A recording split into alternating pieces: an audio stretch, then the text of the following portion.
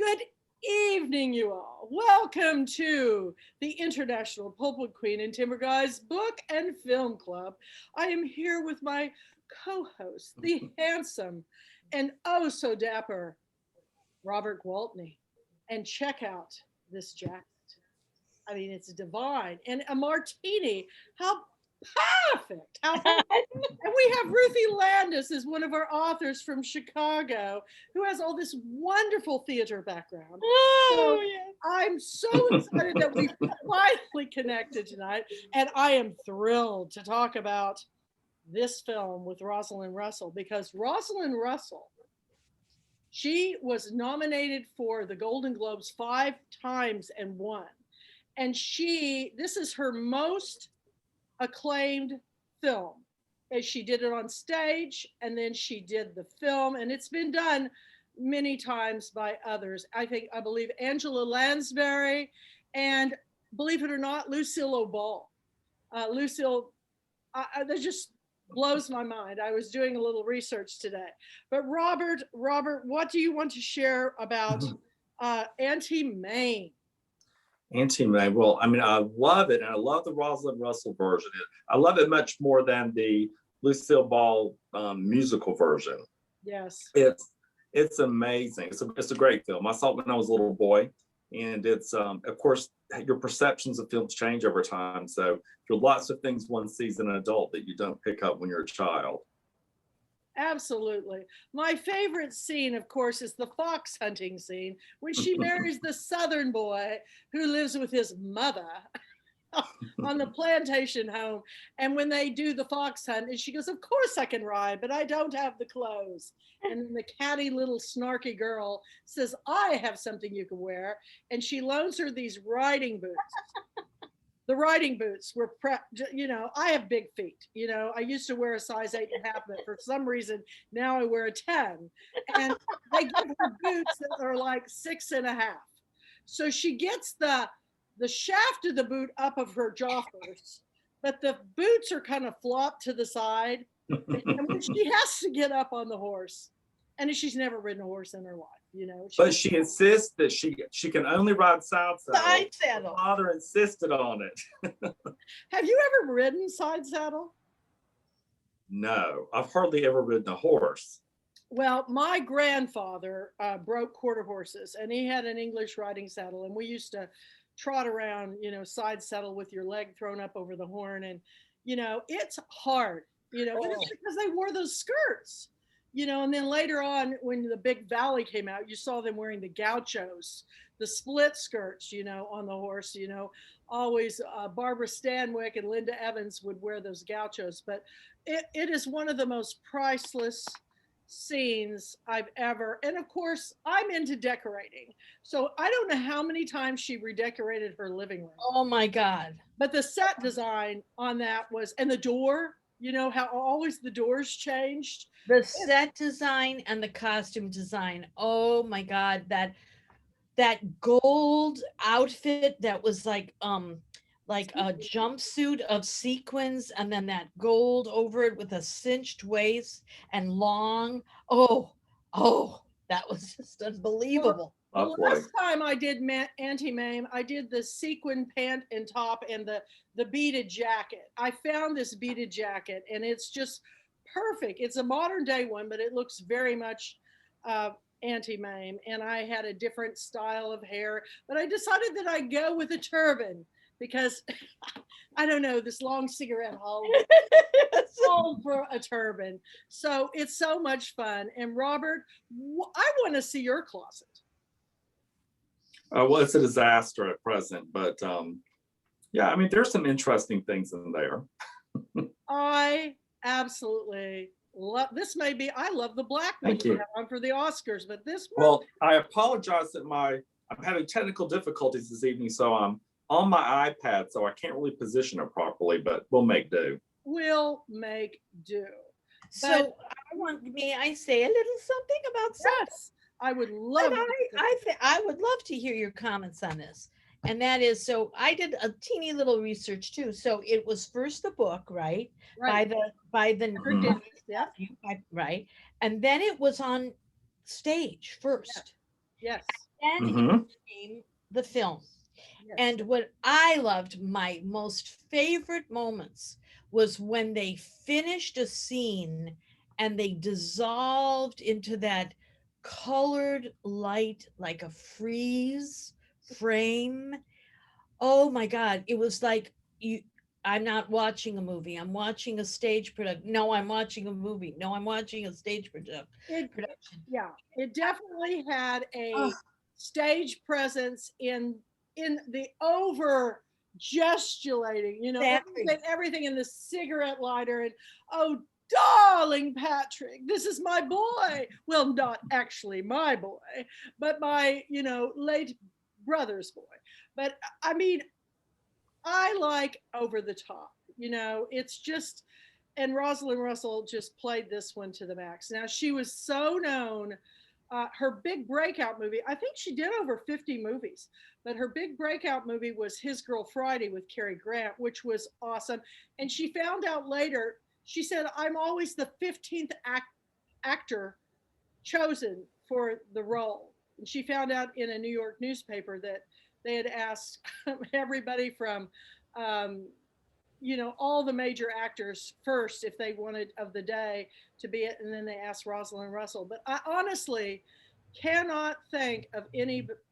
She's my favorite one of all because she is Auntie Mame. I mean, she just became that wonderful woman who was such a free spirit in a this was 1958 when that film was made. And that book, when I was a child, I saw it from the little boy's point of view. And I just thought, I had a grandmother like Auntie Mame. She would play dress up with us, and she was always dressing up like a cowgirl, but She was a little Dale Evans she for put you. on these Loretta Lynn wigs, and she looked like she was 30, 40 years younger when she'd get in these outfits. And, normally she had the pin curled do of that era. And, she wore those little glasses, and she was a little bitty thing. But she loved to play dress ups with, and we put on shows and things. And I just loved it. The thing about the over the top, though, that where I was kind of headed with that and why I love those dissolves, because the film, from a filmmaking point of view, they created a convention that was quite theatrical, right? Because she was so theatrical and her friend, the actress, and all that. But then on a dime, a moment would come where she was hurt. Oh, And the mask would go and she would get so still and so internal. When Patrick said to her, different things about his girlfriend or oh, whatever, or what? she would be hurt by someone. And there would just be this moment where she wouldn't exactly crack, but she would not come from that over the top Hi. theatricality to just the stillness, and it was all in her eyes, and she would fight back the tears but she wouldn't show a tear. And I mean I just thought that was, so what she was doing was sort of dancing between stage and film, because those moments you couldn't do on stage and get the kind of poignance that she gave us You in can't those get the moments. close up intimacy of film, but the coming down the staircase and the beaded in the kimonos. Kimonos, we're back at kimonos, Robert. And but I'm interested to know, you said you saw it as a little boy. With who were you watching with? Your mother? I, I'm not quite certain who I watched it with the first time, and I very well could have watched it on my own. But yeah, I remember loving that film. It wasn't until recently. So the novel that the stage production is based on is a bit racy. They It was and a little bit racy back it then. was a Yeah. it was a bit racy, and they had to work around the Hays Code when they were filming. So there's a lot of like, for instance, did you spot the famous lesbian couple in the opening party scene? Yes. And Yeah. what is funny about this when we first decided, talk about it. Robert said, I'll come as Auntie Mame and you come as Patrick. And I sent him an email and I said, well, if I come as Patrick, I found a blonde little boy wig, but I'm just going to have on like a tube top. And I'm just going to show, like from here up, but I would not have it close because there's this one experimental school he goes to, and the man comes to the house and says, what kind of school are you going to? And he said, I hear they're and all the children are naked. They're just and the teachers, they're all naked. Yeah. Right. And I just thought that would be a little risque for the Pulpwood Queen. I mean, it'd just be shoulders and but head in this blonde wig. But I just thought it would be really. I may have to do that later if we did that. Yeah. His teacher, Acacia's Page. Yes. Oh my gosh! And what all those characters in foreign countries and she's speaking and waving her arms wildly, and I just want to go to her house. And her best friend, I said, tonight I could actually be Auntie Mame, or I almost could, if I slosh down a few drinks, I could actually be her best friend too, because her best friend. And the scene where Patrick goes, well, what do you mean you put her to bed every night, the best friend? And she goes, well, only when she passes out. Right. She's a little boy, and this guy who's a very good actor who does these character roles. Wasn't he was in a lot of movies where he always played, the balding man. Yes, the bald guy. Yeah, who plays the mean guy. I've seen him in a zillion films, and he always plays this, very upper class and, by the rule type of guy. And he's just appalled that this boy is going to a school where everybody's naked. And even when I was a kid, I thought, woo, that's pretty wild, for a Kansas kid like me. But you know what? I have to say, so I think why I love the film is that she's not just an adventurer and a person of joie de vivre and theatricality. She's got such a soul. And she, in the scene with the parents of the woman Patrick is going to marry, the girl, and that they're racist, or elitist, and she didn't want to have anything to do with any of that. She was so her parties were full of like no judgment on her part. Come to the party. You don't have to be rich. You don't have to dress up. You just come and have fun. And I felt like she was so ahead of her time in that way. So at a moment's glance, you would think she was superficial, but she was not superficial, right? Am I wrong? She was more real and authentic than all these people that put on this, austere, privileged lifestyle. Very much, I come from, Fifth Avenue, whatever. And the story about the girl, she just has to tell in the strapless gown. She has to tell the story about this amazing ping pong tournament. I'm going, and the look on Russell's face is she's like, this is supposed to be funny. I know. I stepped on the ping pong ball. I just smashed it flat. Can you imagine? And I'm going, and that's the story. What's the catch on it? It was ghastly, just ghastly. The closet was locked and we couldn't get another ball. I was in tears, and I was just thinking, and her friends are all named Buffy and I don't know, Buffy, Biffy, Babes, whatever their names were. And I love the way that Mame would say, "Little glory." He always, and her laugh was almost cackling, the way she would, and you're thinking, wow, that was the fakest laugh I've ever heard. But it always made me laugh. Every time she laughed, I'd laugh. And I love it when she visits ups and downs, the name of their own. And then they make her the martini, and she goes, what do you put in it? And she said, honey. And then it comes back again, something with honey, doesn't it? What there was 2 references to it. The first reference was that somebody made it with honey, and then it came back again, and she said, no, I think I'll pass, or something. Oh, and then she took the stuff and threw it over. She throws it out. And just all the side characters, she's got this little woman, which was Peggy Cass. I had to look it up to see what the name of that actress was. And guess what? Before you came on, Robert, Ruthie can do Peggy Cass's voice. So you've got to do it. I would do it. Yeah. All right, let's see if I can get it again. Mame, I just can't. I can't help it. I can't. I don't want to go there like that.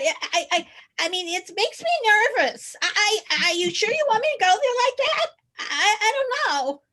You have her down. And I thought about her. She was always on those game shows. The game shows. And I never knew why. Why was she on the game shows? Well, I guess there weren't any more acting parts. The thing about Match Game and Watch Your Line and all those shows is, people reach a certain age, and the one I remember was Kitty Carlisle. Oh my God, I love Kitty Carlisle with her perfectly coiffed, black hair. I don't ever remember seeing Kitty Carlisle in a movie. No, she was in some of the old movies, but she was never a lead. She was always like the Gabor sisters. The Gabor sisters were always, I saw, more on Green Acres and stuff, which I love that show too. But I never really, I think I saw some bit parts she was in, but she was more famous for marrying rich people than she was for. Wasn't she a beauty? Did she win a beauty contest? Well, I think so. Her and her mother and her sister were they from Hungary? I think they were Hungarian. Are you talking about the Gabor sisters? Yeah. Kitty Carlisle. I'm thinking of Kitty Carlisle. Kitty Carlisle. She seems so New York to me. I don't know where she was from. I think she was a beauty contestant winner, is what I think. Really when she was young. And then she did do kind of character roles, but not ever the leading lady. She'd be, a sidekick or something. Right. But these characters in the show, even the man who ran the school, experimental school, was quite the dude. And the one she marries that lives with he was famous, that guy. Yeah. What was his name? Forrest Tucker. Forrest Tucker. And he was, he played he either played a Texan or a Southerner. He always played a rich rube.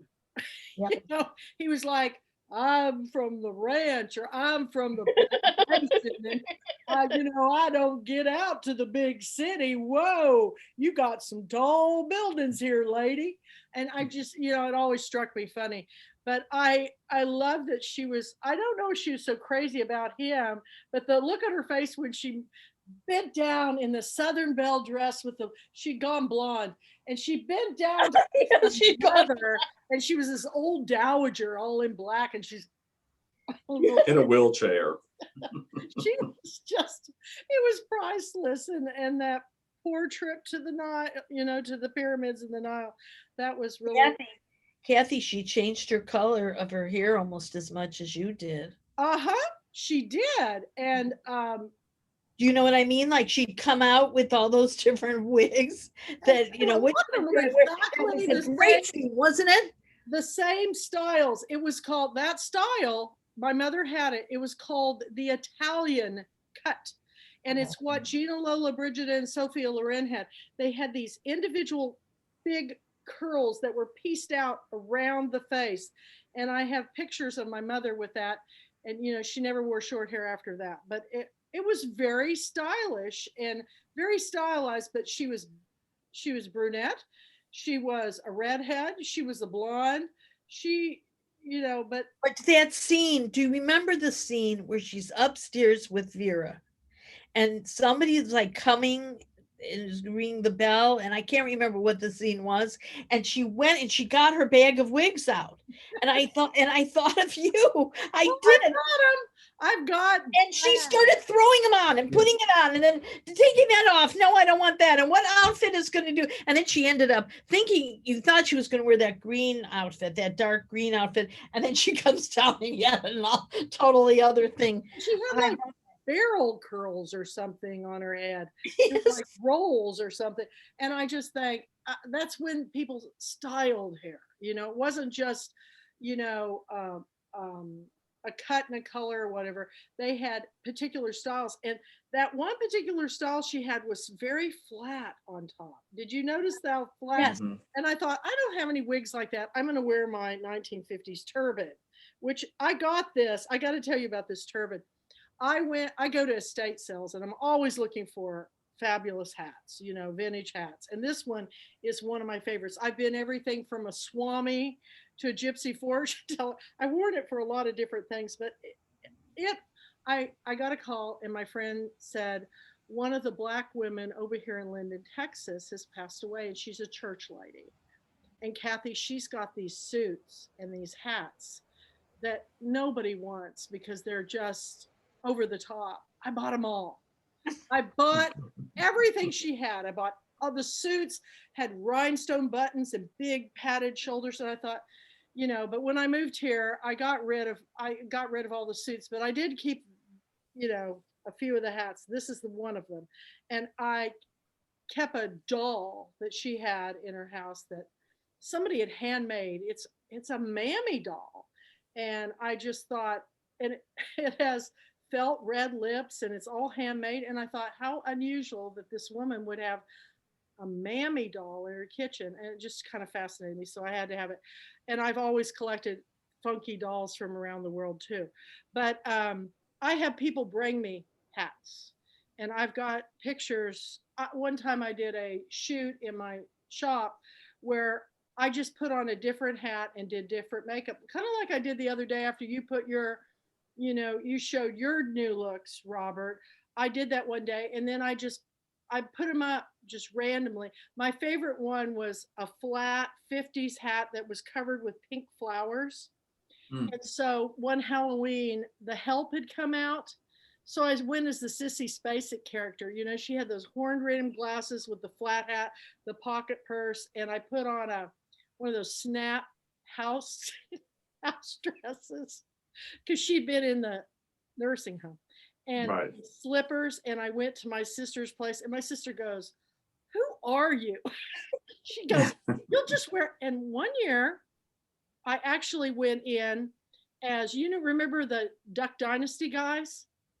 Yes. I made myself over like Uncle Si, and I had my teacup and my jug of tea, and I had a full beard, and I went into the kitchen and I said, "Can I get some service?" And she goes, "Oh, well, we didn't know you were out there, sir." And then she goes, and I had on those little wire glasses and everything. She goes, "Kathy?" I won. But what was funny is I'd gone to the grocery store to get that sweet tea to carry in. And I went to the store, and all these guys were going hunting, and they were in camo just like me. And I got in line, and they thought I was a guy. They never said a word to me, and I never said. And I go, "Thank you." Just thought it was so funny. And I just loved doing this. And I think that's why I love the movie so much, is because she approaches the costumes, her home, everything is an art statement, and it's drama in the best way. Let's party. And well, she also did it when the last time when the family his fiance was coming. I mean, she did that on purpose, right? She wanted them to hit that thing so that the couch lifted up. I mean, those chords and all that stuff was crazy cool. I mean, whoever did the set design for that film was fantastic. But, you know, another film that she was in that was one of my favorite films of all time was The Trouble with Angels, and she played the Mother Superior. She Right. was without makeup and and you know, she's Catholic. I didn't realize that she was Catholic. She was raised in Connecticut, and probably from the same kind of family that Katharine Hepburn was raised from, because she had 3 brothers and 3 sisters. Well, maybe more than that. There were 8 kids in the family. So a big Irish Catholic family, and she always went to mass, and it's fascinating. But the story I may have told you guys about earlier that I heard, and I couldn't find any anything on the internet that substantiated this story. But years ago, I used to listen to Paul Harvey, you know, and that's the rest of the story, his radio program. And there was a story where he said Rosalind Russell, when she was a young woman, was an Olympic hopeful for diving. And she was in this big competition, and the girls wore, this would have been probably the 40s, you know, sometime in the late 40s or mid 40s.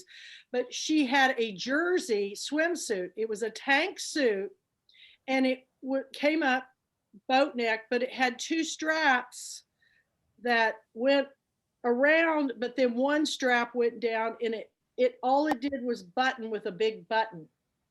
So you just put it on, threw that thing over, and buttoned it in the back. Well, when she did the big swan dive off this high board, the button popped. And for all those seconds before she hit the water, she was topless. And then when she hit the water, the thrust of that water pulled her suit completely off. Oh, no. And that's the rest of the story. And I just thought, oh my gosh, you know, I knew her from Playing a Nun and Auntie Mame and His Girl Friday. I mean, there's a lot of movies. Gypsy Rose Lee, right? Gypsy Rose Lee. Gypsy Rose Lee is. And she played Mama. Yeah, she played Mama Rose. Mama Rose. She was, I know, she was from Gypsy, and she played Mama Rose, and she was phenomenal. Well, we're going to have to, you know, I almost want to do that next week, because that is one of the best films ever. And then we could segue into I don't know if Natalie Wood has done some of the best films I've ever seen. She did, what's Daisy Clover? Mm-hmm. Fabulous film. And then what's the one she did with, where they live in the big rambling house, and she kind of has a mental breakdown. What is the name of that movie? Splendor in the Grass. Splendor in the Grass. Oh my gosh. I would love to, you know, kind of segue from, you know, Gypsy to a Natalie Wood movie, and then maybe work our way back around. We've already done Cat on a Hot Tin Roof, but I love Paul Newman in HUD. I thought that was one of the best films out there. He was a very interesting man, because he was of that era where the men were very masculine. But his ideas, I just posted a quote of his that's, you know, he said, I've never understood why people didn't stand up for gay marriage and gay couples and everything. And he said, because, you know, all we need to do in this world is love one another. And I just thought, you know, for being such a macho guy, I thought that was really and he said this years ago, back when, you know, before it was ever, people didn't talk about it. And I love Joanne Woodward too. And he was married. They were married forever. Yeah. Like, here's this gorgeous man, and you never really heard, at least I didn't, any kind of scandal about her cheating on her. They really were a beautiful couple. They were a beautiful couple. And what's interesting is one of my authors, and if she ever sees this, hi, Prill Boyle. Prill Boyle lives up in Connecticut where they lived, and she was next door neighbor to the Newman's, and she used to babysit the kids. So when I went up to New Jersey to deliver a painting, I went on up to Connecticut to visit and stay with Prill and visit her book club and all her friends. And she took me around and she showed me where they lived. And, now Joanne Woodward, I believe, is in assisted living.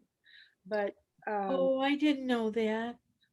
I don't want to say anything more about it because I don't know all the details, but she was always one of my favorites. Every film she was ever in, especially the ones with him, I just love those. I love those too. So we're going to work our way. What do you think about next week?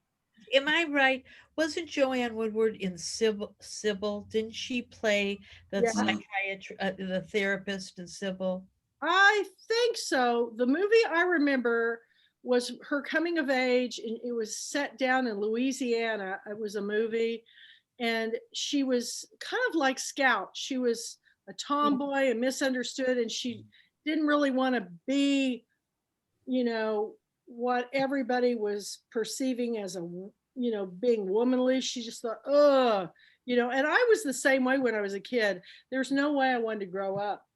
And I just wanted to be a kid and play dress up all my life, which is basically what I've done. So one thing I just wanted to say about, I thought was hilarious, was when, she's destitute, she's lost everything, except somehow not her apartment. She was able to keep on that. I don't know how you could have done that, but she did. Got in there on a. And then then her friend Vera said, I'm going to get you a part in the play. The one scene. Yeah. Midsummer Night. Stole the whole thing. She set that whole thing up where she ripped her with the bells ringing and everything on her to steal the whole show. She wanted to steal the show. And so Vera's yelling back behind the curtain, what do you have back there? Reindeer? She was a good sidekick character. And do you remember that actress's name? I don't. Vera, no, I didn't know who she was. I don't remember seeing her anything else, but she was comedic genius. She really played it well. I've been down this new rabbit hole with Joanna Lumley, who is a British actor who was born in India and spent her childhood years in Hong Kong. And now she's going around the world doing these documentaries, and they're her take. And I love her because she likes to dress up everywhere she goes. She's got to get the outfit. She's just so cool. But she's not afraid. I mean, she's got blonde hair and makeup, and she was on this Greek ship with all these workers, and she goes, it's too hot to sleep down here. So she went up and slept on the deck of this big freighter with all these men. She just curled up along the rail there and put her purse down and put her head down. She's just, and she's always dressed, impeccably. And she said, I have learned that over here, she goes, you just don't take the makeup off. You just put on a new layer. She goes, I brushed my teeth, but she went into the freighter's bathroom on this one show when she was in Greece, and she goes in to brush her teeth, and she's gagging. She goes, oh my God. She goes, if I had some rubber gloves and some disinfectant, I'd clean this baby out. And she goes, and then this is where we have to go to the bathroom. And the cameraman shoots, and it's one of those it's like a sink on the floor that has foot places with a hole. She goes, and she comes out of the bathroom, she shuts the door, and she's like dry. She goes, but everything she does is so, she doesn't judge people, no matter how poor or anything, but she does have a way of sharing you just look at her and she'll just turn her eyes and go, fail. I stayed up way too late watching all these. I'm watching Northern Lights tonight, but there's lots of interviews on YouTube. But she's kind of like Auntie Mame, because she started out, she said, I became a model because I didn't want to go to college. She said, I didn't want to, I was done with school. And she goes, I kind of fell into modeling. She goes, because anybody could be a model back then. She goes, anybody could walk in and say, I'm a model. If you were tall and thin, you know, sucking the bones. So funny. I don't think that's true, but it was the era of Mary Quaint and the 60s, and they but then, you know, she always wanted to become an actress. And she said, but I never wanted to study for it, because I think people that study to become actors become so, she goes, it's not really authentic. She goes, you know, I just feel like you need to, you know, if you want to learn something, you just do it over and over and over. My mother said, anytime anybody asks you to do something, say yes. And I kind of understand that, because in everything, including this book and film club, I didn't know what we were going to do. I started out doing this myself just because I wanted to talk about films. And then Robert would come on, and he had such insight, and he could memorize, you know, dialogue from scripts. And do you have any for us tonight, Robert, that you'd like to share? Well, so, you know, in honor of you doing the Agnes Gooch character, I think that there's that famous line when Agnes Gooch is up on the top of the stairs and she's trying to talk her into going out with Mr. Banyan, and she says, you know, life's a banquet and most poor suckers are starving to death. It's true. And she said, you told me to be wild and free. And she goes, now what do I do? Oh, I was just, and you know, that was very scandalous for the time, you know. Yeah. 1958. And once again, Auntie Mame was open-hearted, took care of her. I mean, you know, she just was such yes, she had this facade, but she had such a soul, such a beautiful soul. And the other piece was, you know, I guess I watched it. Okay, so we met last Saturday, right? Mhm. So I watched it after we met, and I had time. And it was the day before Mother's Day. And I have to tell you, I think some of the most, you know, sort of sad moments were because she had mother energy. It wasn't typical mother energy, but she loved him like a mother completely, right? Completely. Oh, absolutely. She and he said, I don't believe I've ever seen you cry before. And she was just overcome. You can't take him away. Please don't take him away from me. And then the biggest, and this happens a lot to our grandparents. There comes a time, and I was guilty myself. I lived at my grandparents' house all my childhood years up into junior high. And then about ninth grade, I got into my friends, and, you know, high school and everything. And I remember I would pass my grandparents' house on the way to the country club where I used to lifeguard. And I'd always honk, and I'd see them wave sadly at me if they were out in the garden. And aren't you going to stop? And I didn't. And then later on, when I got in my 20s, I went back and, you know, started seeing them a lot again. And it was devastating to me when I lost my grandparents. But, you know, we all tend to, when our kids grow up and leave, we all have this, you know, sensational loss. Because for me, my kids and I did everything together. So when they went away, but what's really great now is they're coming back. They call me all the time, Mom, what are you doing? And I, you know, I didn't think they would, but it's really nice because they were just here for Mother's Day. And I know you have a son, and then you've got all those adorable little nephews. Robert, how many? I do. Gosh. So there are two sets of twin boys, an older nephew, and then I have a niece, Kelly Grace. Kelly Grace is going to be growing up a tough little girl, growing up with all those adorable, I mean, and they're not just you boys, they are adorable looking boys. I'm enjoying. Yeah, they're adorable. They're adorable. Sweet kids. I have a grandson now, which you know, I feel like Auntie Mame when he comes here because he's 2, but he's already into the Bollywood with me. And we do these, I have tea with my Indonesian tea set.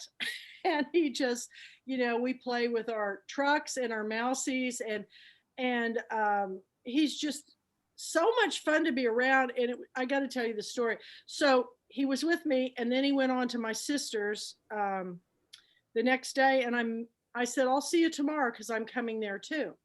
And when I walked into my sister's house, he looked up and he just starts rocking back and forth. He goes, Mama cat, Mama cat, Mama cat.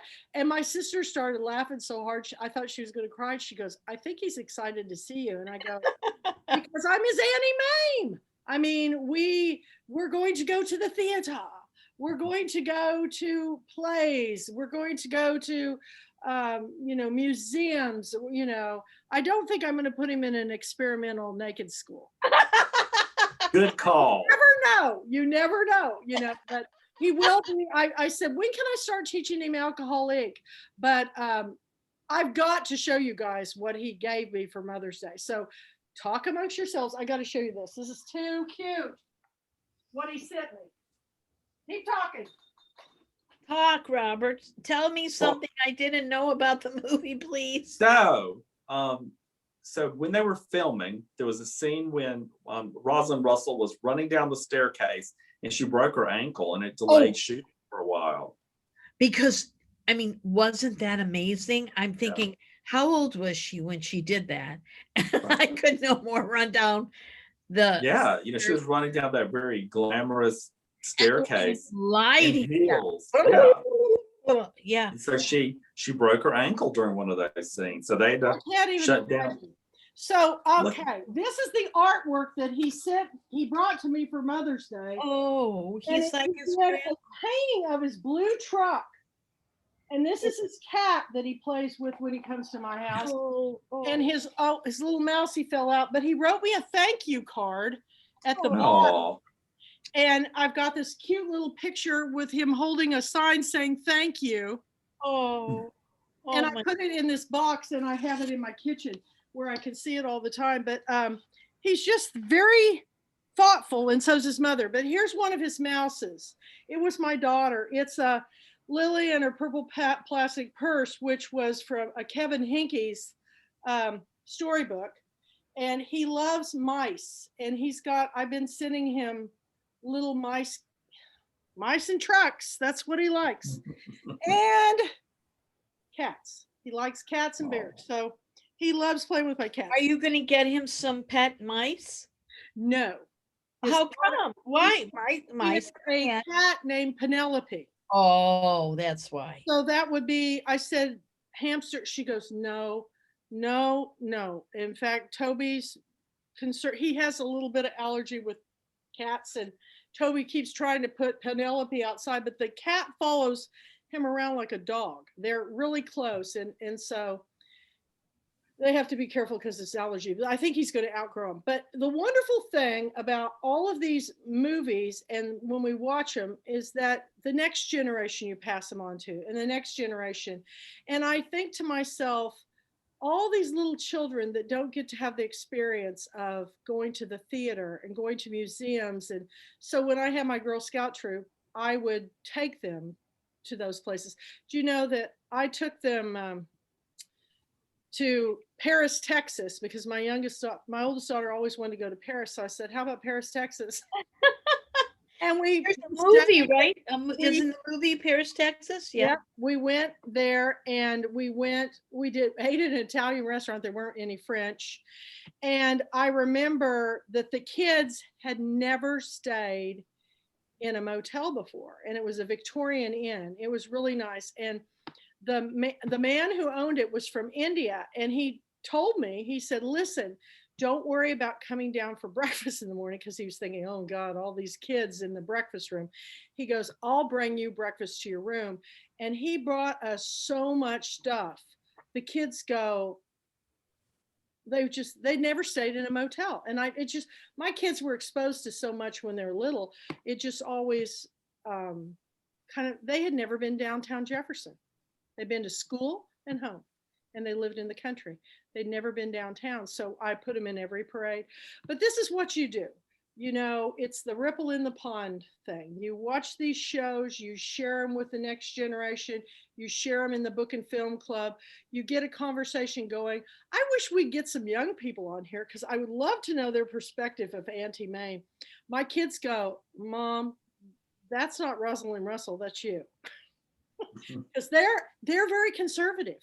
Both my daughters, you know, they go, I just remember the time you came to our academic pep rally and you dressed as a leopard. And they said, I was just horrified. But I've been doing a story time at the grade school and I always dress as a leopard because I'm a cat and that's the signature look of the Pulpwood Queens. And I didn't have time to change, so I just ran to the high school and I went in and had to move my tail to the side when I sat out. And my kids go, Mom, Mom. And all their friends were laughing. But I went into a drugstore in Gladewater, Texas the other day and to get my COVID shot. And when I went up to the counter to pay, she goes, oh my gosh, you're Lainey's mom. I said, I am. I said, I can't believe you remember me. And she goes, well, who wouldn't remember you? We came to school dressed as a leopard. And you know how many years ago that was? Well, let's see, Lainey's 30. So she probably would have been in junior high. So, you know, she was like 13. That's a long time ago. And she still remembered it.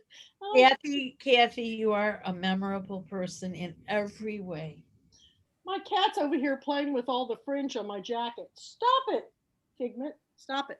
Okay. So next week, are we going to watch? Now I forgot what I said we were going to watch. I was thinking of Gypsy Rose Lee. Absolutely. Gypsy. That Natalie Wood was so phenomenal.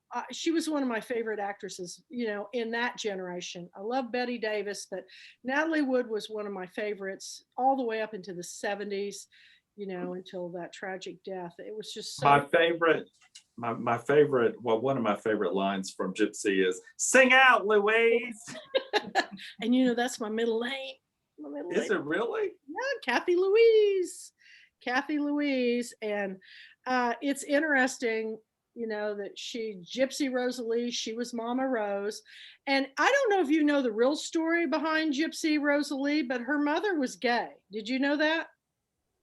I think I heard that, yes. I read one of the, you know, autobiography books about Gypsy Rosalie. And then my friend Abbott Kohler wrote a book on Gypsy Rosalie that is fabulous. She's a real historian and she lives in New York. And we had more fun doing a show with her because she demonstrated how she would strip her glove. She'd take a half an hour to take her glove off. And every time she'd show her elbow, the men would go wild. It's so stupid to me. Somebody because it wasn't really, it was barely a strip act, really. That yeah, it was more of her talking, and she was very funny, and she put a spin on it that was, it was a class act. And she would get completely naked, but you never saw anything because of the fans and the curtains or whatever she'd use. But we'll do that next week. Gypsy Rosalie. What? Get naked with fans? Oh, I can't pull off Gypsy Rosalie. Okay. I'm going to have to start rehearsing now. Mama Rose. So you guys, I was in that. I was really. Yes, I was. It was like, well, I started acting when I was like 8. And so I was in it and I understudied Baby June, but I was the balloon girl with all the balloons. And I was like 8 or 9. Dare you. I dare you to wear all balloons now. I know. Well, you know, I'm kind of thinking about that. That would be really cool. Get away from me. That's fine. But I was the balloon girl, and my dad was in the show with me, and it was really fun. And so, I mean, I know all the songs, and oh my, Mama Rose. Oh God, that's oh. You know that walk. Oh, there goes my cat. But Carl Malden. Oh, I was so happy that I didn't want her to marry him. I did not like Carl Malden. I don't know. So you're saying that Gypsy Rose Lee was gay, but not Mama Rose. No, Mama Rose was. Mama Rose was. Mama So Rose. all of that, stuff about being with these men, it was just a gay. Oh. It's kind of like, that was just. It's kind of like they just had that. What was that big film that Viola Davis just starred in that got the Oscar? Ma Rainey. Ma Rainey, yeah. She was gay, and you just didn't talk about those things back then. And you might have heard about men more, but not about women.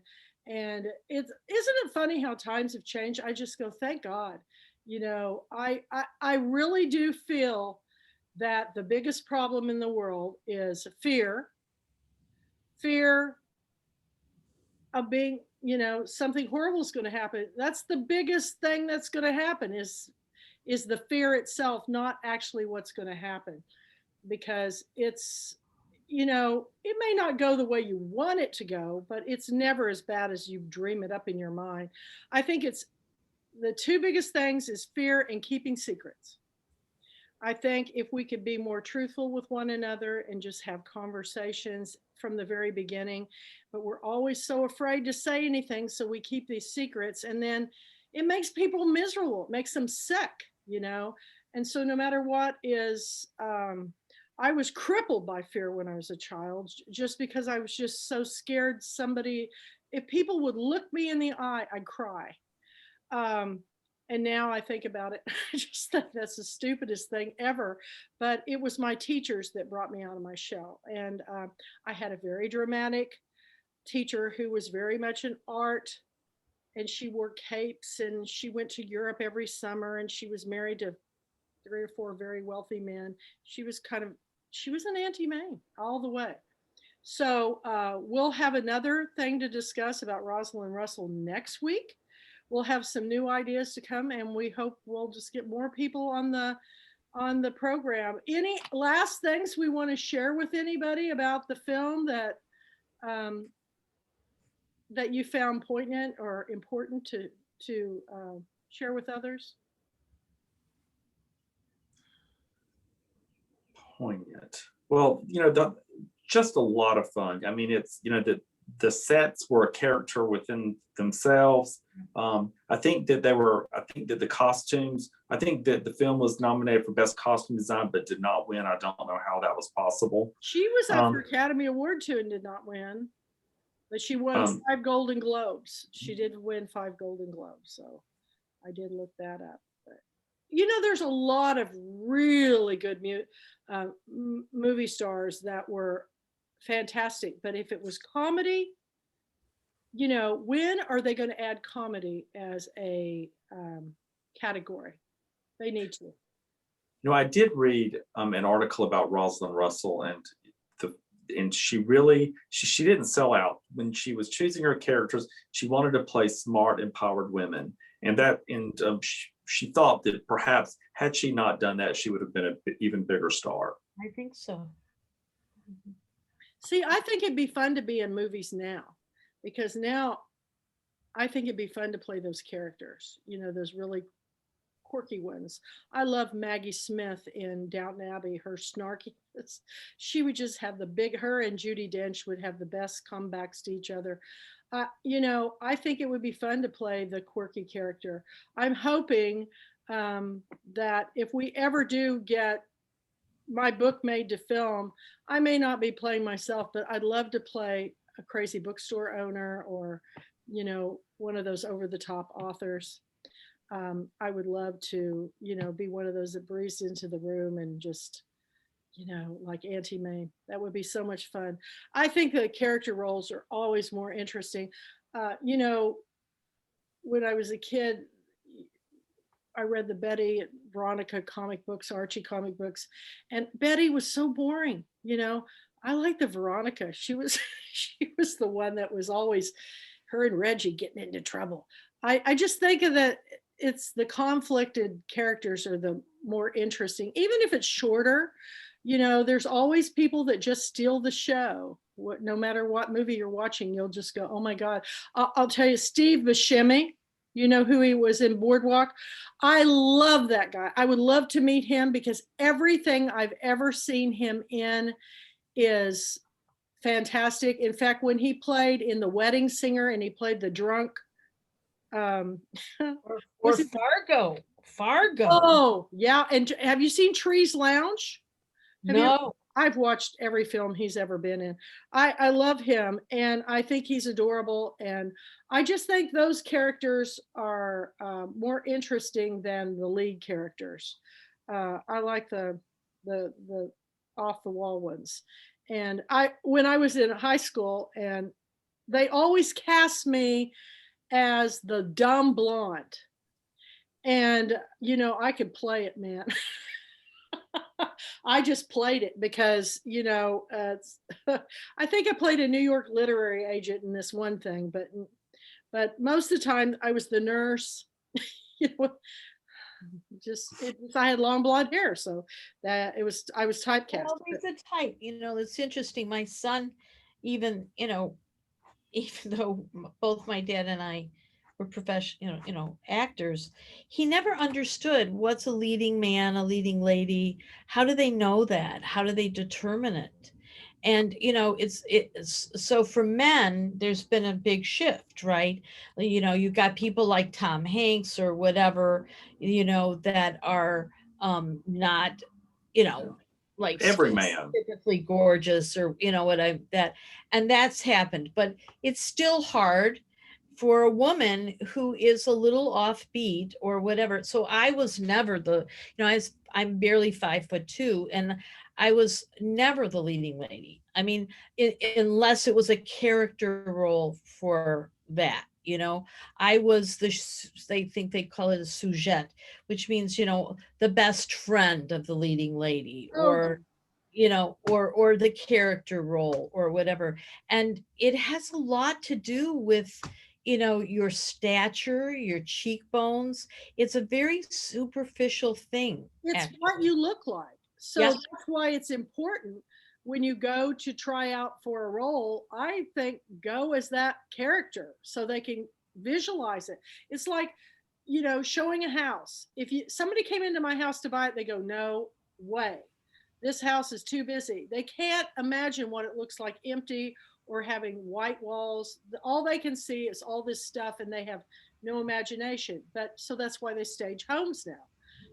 They say, get rid of all the colored walls, paint it all, off white, and, take out all the pictures, the furniture, just have one chair or a lamp.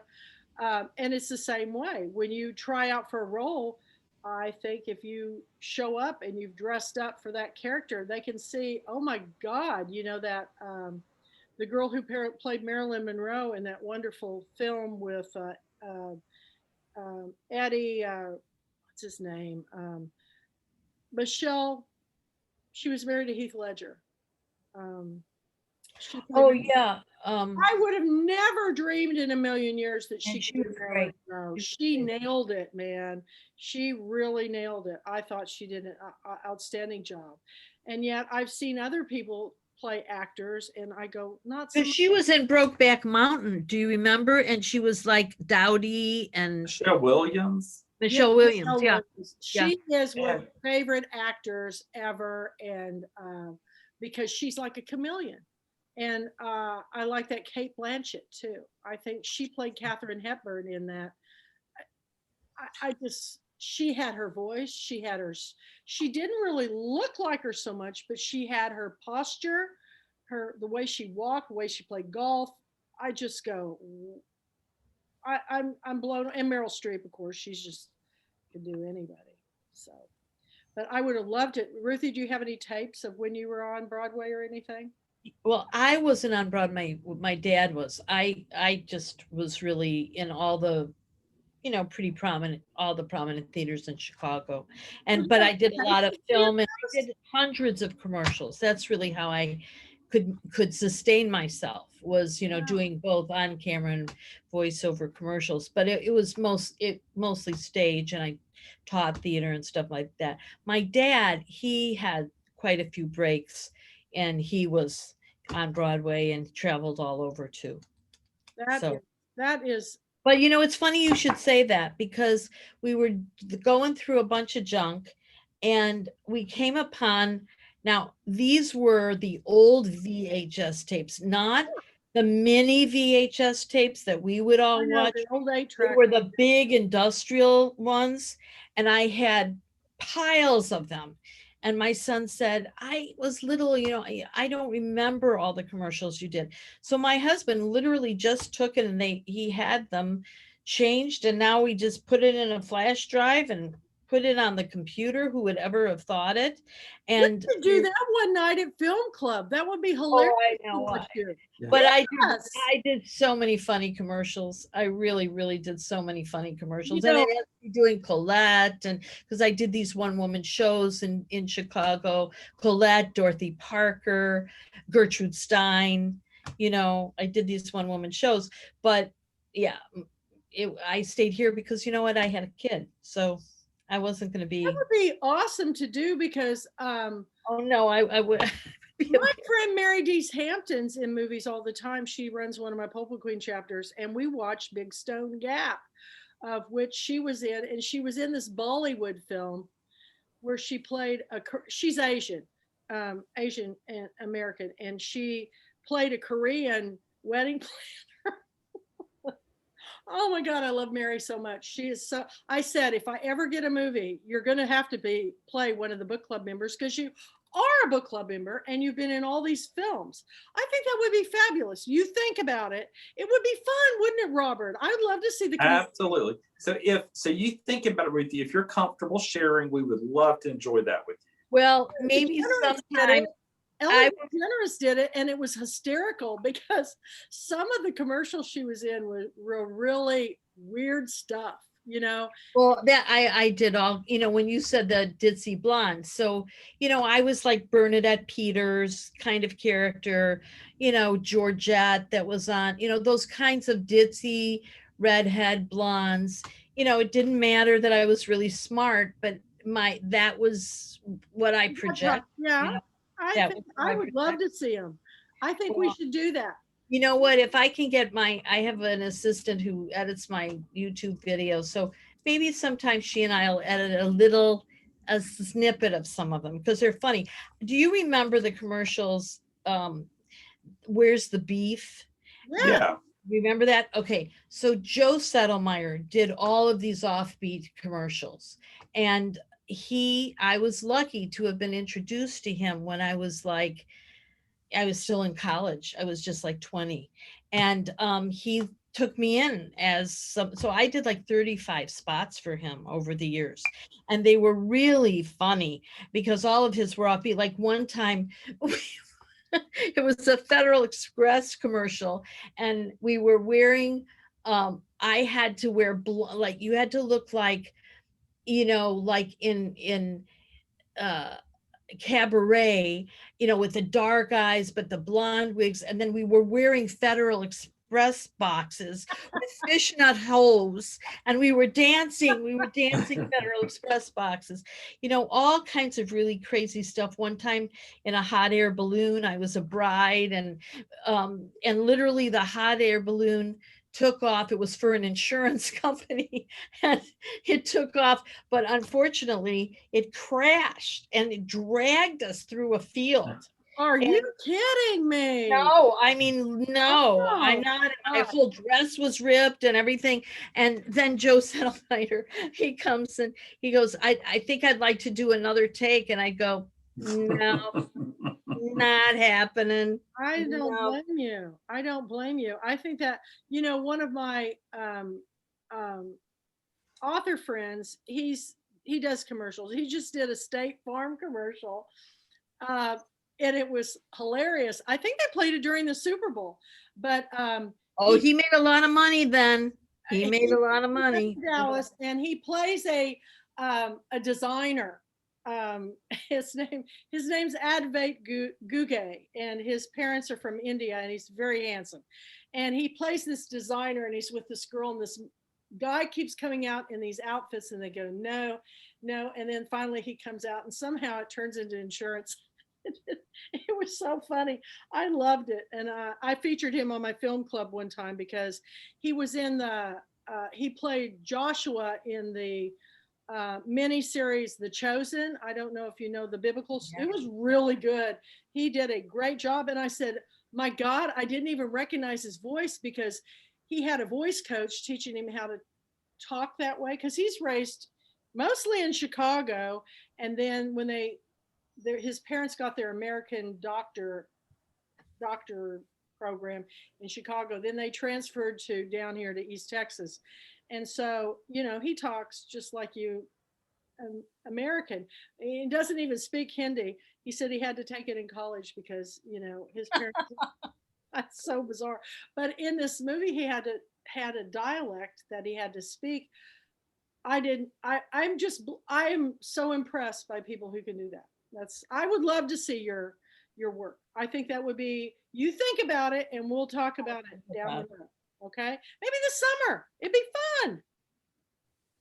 If I can get my person to be able to do some editing on it, because, some of the quality that he just had, it's been years. So some of the quality. Oh, I wouldn't even care.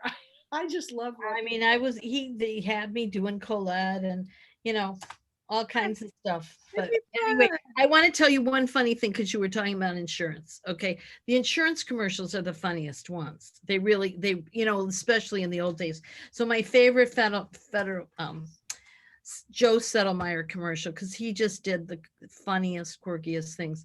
So I was a widow, and you see the casket and you see some flowers.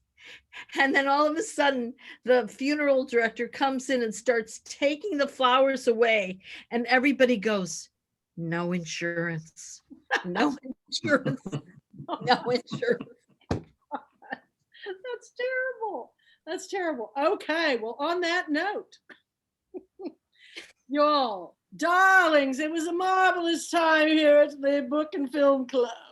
So I'm going to go on to the potty that I'm going to be having with my cats. So you all have a wonderful evening, and we'll see you next week, where we're going to be watching Gypsy Rosalie, starring Rosalind Russell, Carl Malden, and Natalie Wood.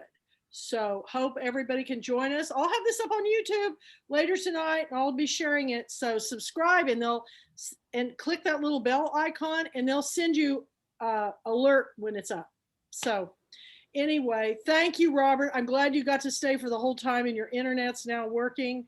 Thank you, Ruthie. You are a doll. And so, we may have to play strip poker at the end of wondering what I'm thinking already. I know. Let's think. I'm trying to come up with something really fun. I could be Carl Malden. You think I could do that nose? I don't know. I don't know. We have to talk about that next week, because what was the appeal of Carl Malden? I'm not quite sure. Are you? I kept, even when I was a kid, I was going, don't marry him. Don't marry that guy. He was kind to Gypsy. He was kind to her. He was kind. Yeah. Anyway, well, we'll see you next time. Pop the popcorn and be ready for the movies. So ta-ta for now, everyone. It's all about the story. Bye-bye.